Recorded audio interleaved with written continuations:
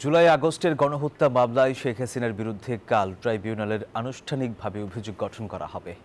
আনুষ্ঠানিক অভিযোগপত্র দাখিলের মাধ্যমে প্রথমবারের মতো আদালতের কার্যক্রম সরাসরি সম্প্রচার করা হবে। জাতীয় প্রেসক্লাবে এক অনুষ্ঠানে এই তথ্য জানান ট্রাইব্যুনালের চিফ প্রসিকিউটর তাজুল ইসলাম।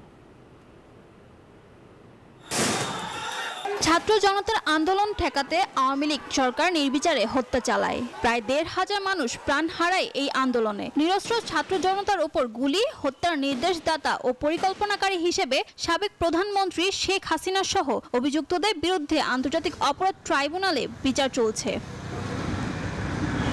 গত ১২ মে শেখ হাসিনার মামলার তদন্ত শেষ হয়। ওই দিন ব্রিফিংয়ে চিফ প্রসিকিউটর বলেন, জুলাই আগস্টের আন্দোলনে নির্বিচারে ১৪০০-র বেশি মানুষ হত্যার দায় শেখ হাসিনার। তার বিরুদ্ধে নির্বিচারে হত্যার নির্দেশনা, প্ররোচনা, উস্কানি সহ ৫ অভিযোগে প্রমাণ মিলেছে বলে জানান চিফ প্রসিকিউটর।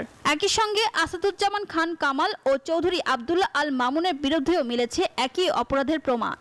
আমরা কিন্তু আবার ভুলে যাব। শনিবার জাতীয় প্রেস ক্লাবে সকালে আন্তর্জাতিক গুম সপ্তাহ উপলক্ষে মানবাধিকার সংগঠন অধিকার আয়োজিত সেমিনারে যোগ দেন chief prosecutor advocate Tajul Islam. Chief prosecutor বলেন, জুলাই আগস্টের হত্যাকাণ্ডে জড়িতদের বিরুদ্ধে বিচারিক প্রক্রিয়া এগোচ্ছে ধারাবাহিকভাবে। বিচার প্রক্রিয়া এগিয়ে নিয়ে যাওয়ার ব্যাপারে দৃঢ় প্রতিজ্ঞ, পাশাপাশি এর আন্তর্জাতিক যে স্ট্যান্ডার্ড মেনটেন করা, মানবাধিকার রক্ষা করা, বিচারের নামে অবিচার যাতে না হয়, অতীতে যেগুলো হয়েছে সেগুলো যাতে না হয়, সেগুলোর ব্যাপারে আমরা খুবই সতর্ক এবং সাবধান আছি।